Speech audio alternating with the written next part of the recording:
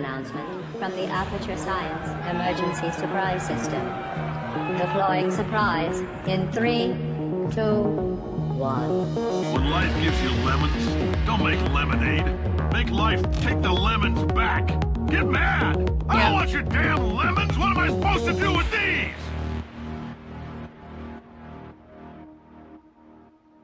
On March 1st, 2010, the video game known as Portal released its first ever update, along with a strange message replacing its description on Steam. Changed radio transmission frequency to comply with federal and state spectrum management regulations. A new achievement was also added to the game, simply titled Transmission Received. Intrigued by this update, fans of Portal began playing the game to find out how exactly you could receive this achievement. Not long after, players quickly realized there was an increase in radios added to the test chambers, and moving them from their designated location would reveal something extraordinary. Before the update, the radios would play music wherever you move them, but after this update, Hello, the red light was added in the center of the radio. Moving it around would scramble up the music. If you took it to a specific location, the red light would turn green.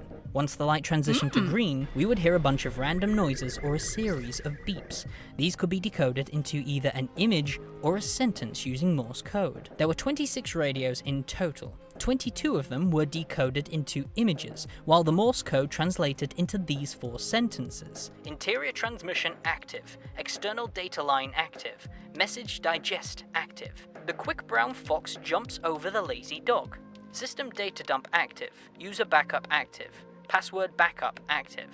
Beep, beep, beep, beep, beep, beep, beep, beep, beep. Beep, beep. If you use Morse code again on that final sentence, it reveals 3 letters. L-O-L. Someone managed to find the audio files within the game's assets, revealing each one to be called Dinosaur 1, all the way to Dinosaur 26. The name Dinosaur may be a reference to the book Dinosaur Alphabet by Harry S. Robbins. Harry S. Robbins was a voice actor on Half-Life. Putting aside that Half-Life and Portal take place in the same universe, there are also 26 radios to decode, which is the same amount of letters in the alphabet, Dinosaur Alphabet. Also adding to that, one of the sentences decoded from the radio was, "The quick brown fox jumps over the lazy dog." This sentence features all letters from the alphabet.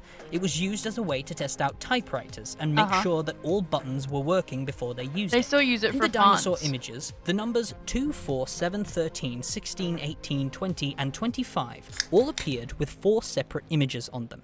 Each one of these small images contained a letter or number. Putting them in order from top left-hand side to bottom right gave us 8 codes from these 8 images. These were eventually arranged into one big code by further clues hinted from the other dinosaur images. This code was then converted once again using MD5 hash.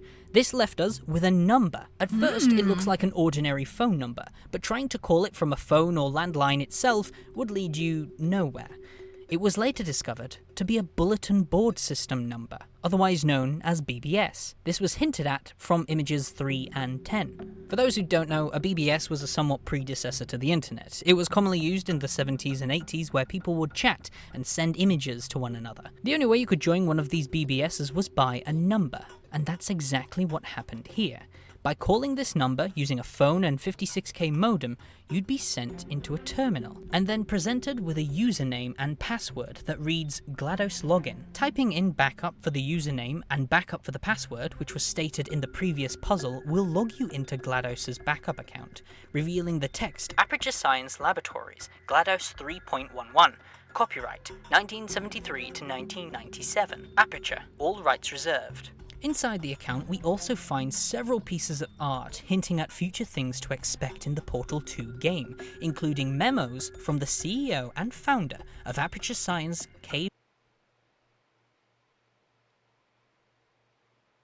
memos from the A lot of you have been raising concerns about the so-called dangers of what we're all doing here. The Bean Counters told me to tell you that as of today, testing will no longer be as mandatory or as dangerous.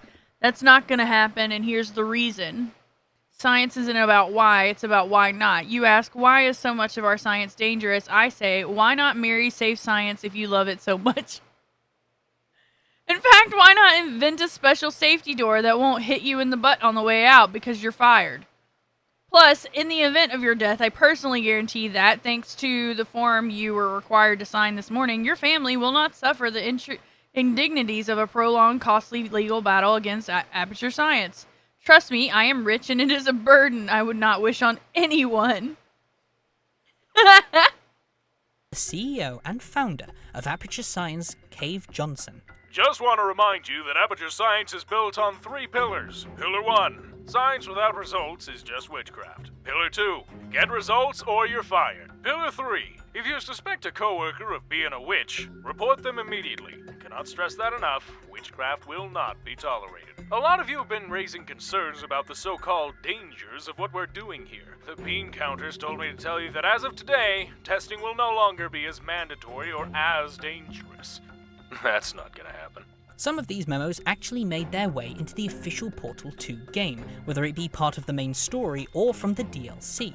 Hello, test subject. Cave Johnson here, founder and CEO of Aperture Science, the best damn applied sciences company on Earth. How good is the science here? Get a load of this. I'm dead. Now, you're probably asking yourself, Cave, how is that possible? Are you some manner of Dracula, or a Frankenstein, or, depending on your cultural heritage, a Blackula, or a Latin Frankenstein? Oh my Science God. isn't about why, it's about why not. Why is so much of our science dangerous? Why not Me too. marry safe science if you love it so much? In fact, why not invent a special safety door that won't hit you on the butt on the way out, because you are fired?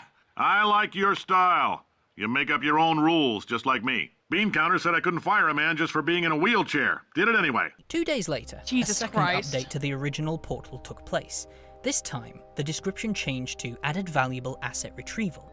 The valuable asset the description is referring to is the protagonist of the Portal series, Chell, a woman being forced to take test after test in Aperture Science laboratories. At the end of Portal, we see Chell finally outside of Aperture Science. While she may be unconscious, she's finally out, as the screen fades to black. However, in the new update, an extended cut of this scene sees Chell being dragged straight back inside the facility. The scene fades out before we discover who's dragging her. Although the question can be answered in this Portal comic. Most people tuning in will most likely already know about this particular comic, as it features a very popular character in the Portal fanbase, a former Aperture Science employee known as Doug Ratman. A truth so strange, it can only be lied into existence, and our minds can lie. Never doubt it. As far as I'm aware, he is the only employee to have escaped after an incident that took place on Bring Your Cat to Work Day. He's also the reason why Chell was the protagonist in the first Portal game. There were thousands of test subjects that GLaDOS was preparing to use before her. That was until Ratman secretly pushed her to the top of the list, as we see in the comic. He believed she was the only one capable of taking down the rogue AI. How did you know about the girl? Know what? That she was the one. Something in her file. She had the highest IQ. No, somewhere higher. Then she was the fastest. The most athletic. No, nothing like that. Then what? A hunch. Doug has been hiding in the outskirts of the facility ever since. You can find several hidden areas within Portal and Portal 2 that appears to be a hideout where Doug spent several days or months before moving to another location. Over time, he lost his mind due to the fact he no longer had access to the medication he required. At the start of this comic, Doug Ratman witnesses Chell being dragged back inside by an escort bot. Throughout the comic, we see him save Chell and place her in stasis to keep her alive and safe until the system came back online. Continuing the topic of Doug Ratman, Valve released a statement on the 5th of March 2010, a few days after this stuff went down, finally announcing the release of Portal 2. Valve creators of the best-selling game franchise, such as Left 4 Dead, Counter-Strike, and Half-Life. The leading technologies, such as Steam and Source, today announced Portal 2 for shipment this coming holiday season. Portal 2 is the sequel to the 2007 Portal, which won 70 Industry Achievement Awards. Maybe you've heard of it. Golly gee. Several letters were underlined, and putting them together would create D. Ratman and Honey, with a 0 instead of an O. D. Ratman was a new username we could use for the BBS, and Honey was the password. Signing in would give us access to another file dump with even more art and strange imagery hinting at this upcoming game, including a classified email potentially from Hobos and tramps. CEO and founder Cave Johnson examining his 4 types of new test subjects. Hobos and tramps. Lives spent wandering aimlessly, cowering before authority, and drinking concussive amounts of home-distilled potato alcohol make hobos the perfect human enrichment test subjects. Child orphans and foundlings. Deep-rooted abandonment issues leave most orphans highly susceptible to shame-based psychology. For a complete list of opportune moments to obliterate the esteem of test subjects, please consult training video number 89D. You'd perform this test better if you had parents. Psychiatric patients. Past experience shows that these fellows are simply not shy at all about carrying on, disturbing tests, and defecating just about anywhere that pleases them. Jesus Christ. Frail, brittle hands make holding science devices difficult. Most were born before the advent of science, and can become confused and disoriented when asked to participate in a relatively simple test. The game slowed down shortly after this file dump. However, across the months to come, there were a few extra things to take note. Gabe Newell, one of the masterminds behind this whole thing, appeared at the Game Choice Awards in 2010. At the end of his speech, he explained that the Portal crew had put together an alternate reality game that fans were currently solving. He then went on to say he will answer some of these lingering questions still left in fans' minds. However, when he tried to get the PowerPoint to work, the blue screen of death appeared before us. You know, we'll start off by doing an update to a 3-year-old game and plant clues throughout this so that they can figure out that something's going on and decode satellite data and so on. And so I wanted to touch really briefly on that and answer some of these questions that are in the minds of our fans about what we're going to do. So I'm going to go and talk about that next. Okay, this isn't working.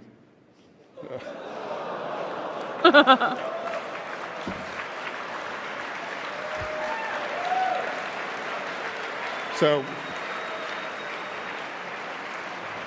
I love that he pretty much keeps a straight face on it. That's what I get for working at Microsoft.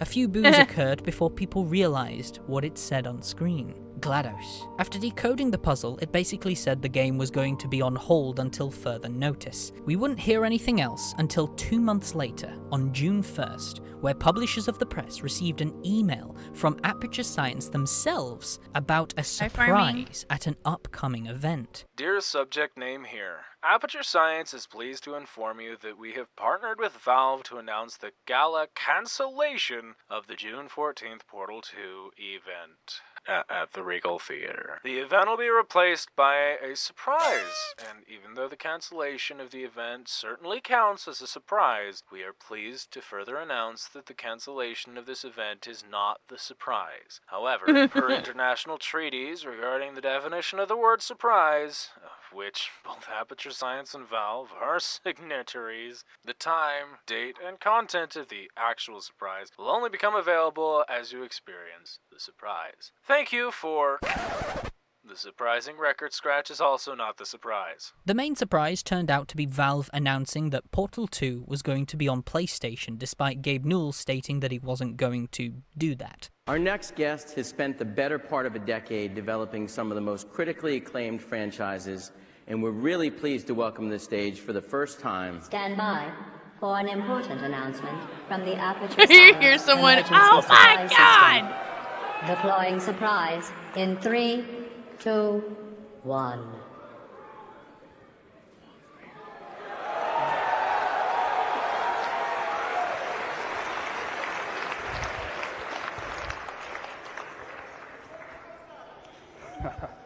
Hi, my name is Gabe Newell, and I work at Valve. Now, I've been pretty outspoken in my comments about the current generation of game consoles. There was one more part of the ARG that took place on April 1st, the following year, although this one was technically a different ARG altogether, called the Potato Sack, and was unrelated to the one we just discussed. 13 games appeared on Steam with Portal references hidden around them, and users had to play through them to uncover clues. A lot of stuff happened here, but nothing story-wise that we could dive into, but you can explore its wiki page if you're interested in hearing more about it. A month later, Portal 2 was released, and the journey had finally come to an end.